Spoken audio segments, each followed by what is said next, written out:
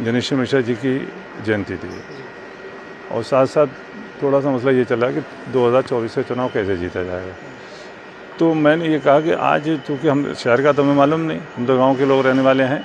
गांव में जो टोनेरियाँ हैं, हर विधानसभा, मेरी विधानसभा मीरगंज लगती है, मीरगंज में 4 टोनेरियाँ लगती हैं और मैंने का एक टोनेरिया जो शाही लगती है वहाँ पर 9 बार का जो चेयरमैन है उसका टिकट काट के एक बसपा से आया थी तो उसको टिकट दे दिया। और मैंने कहा वो भी करेक्टर का ऐसा ख़त्म आदमी जो भाजपा के आदमी को लौंडी सप्लाई करता है, उसको आपने टिकट दे दिया जो चुनाव में वो रहा 5वें नंबर पे। और अगर वो टिकट अगर चेंज नहीं होता तो वो जीत जाती, वहाँ से समाजवादी पार्टी जीत जाती। दूसरा हमारा फतेहगंज पश्चिमी है, हमने रिकमेंड किया था इमराना को वहाँ पर, जो 3000 वोटों से जीती है पिछले चुनाव में, अभी इसी चुनाव में 3000 वोटों जीती। और समाजवादी पार्टी को जिसको टिकट दे दिया हमारे बगैर पूछे बगैर कहे उसको कुल 270 वोट मिले। तो हमने इसका कारण क्या है, क्यों ऐसा हुआ?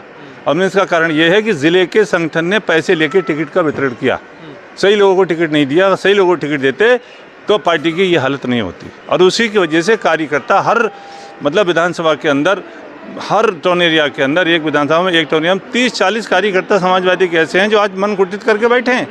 कैसे आप 2024 का चुनाव लड़ेंगे?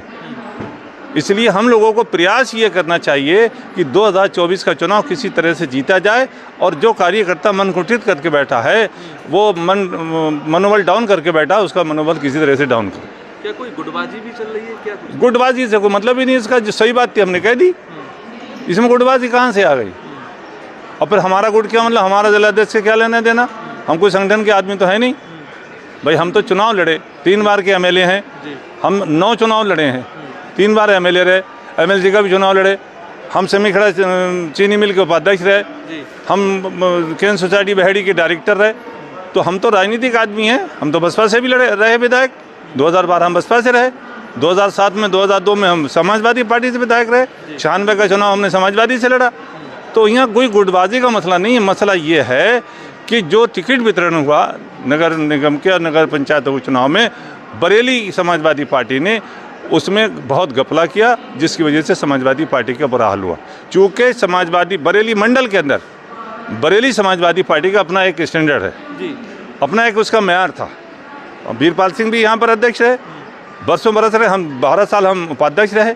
कहीं किसी पार्टी के किसी नेता पे पैसे का लेन देन का कभी इल्ज़ाम नहीं लगा। यहाँ पर भगवत शरण रहे, उनके ऊपर कभी कोई पैसे का नाम जो भी रहा। लेकिन जब से ये बंदा जो आया है, आते ही आते इन्होंने पार्टी का बेड़ा गर्क कर दिया, बिल्कुल ये बसपाईकरण कर दिया टोटल पार्टी का, जिसकी वजह से समाजवादी पार्टी को बहुत बड़ा नुकसान हुआ है।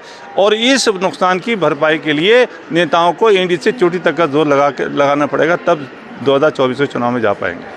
क्या कुछ आपकी हाईकमान से भी इस मुद्दे को लेकर कोई बातचीत हुई है क्या? कुछ नहीं, हाईकमान से कोई मतलब ही नहीं है, हाईकमान से कोई लेना देना नहीं भाई। हाईकमान ने थोड़ी कह दिया आप चुनाव हरवा दो, हाईकमान ने थोड़ी कह दिया आप खराब कैंडिडेट दे दो। वहाँ ये तय हुआ था कि जो जिस विधानसभा का प्रभारी है उस विधानसभा में उसकी मर्जी से टिकट दिया जाए, क्योंकि अगर वो हारेगा तो उसकी जिम्मेदारी होगी, जीतेगा तो उसकी जिम्मेदारी होगी। हमारे यहाँ ना तो फतेहगंज पश्चिमी, मीरगंज में फतेहगंज पश्चिमी हमारी मर्जी से टिकट नहीं दिया गया, शाही के अंदर हमारी मर्जी से टिकट नहीं दिया गया, आपने अपने हिसाब से कुछ दे दिया। तो राष्ट्रीय अध्यक्ष जी ने जो कहा इसका तो सीधा सीधा उल्लंघन करा इन लोगों ने। ये सब जिले के संगठन का मसला है और ख़ासतौर से जिलाध्यक्ष का मसला है।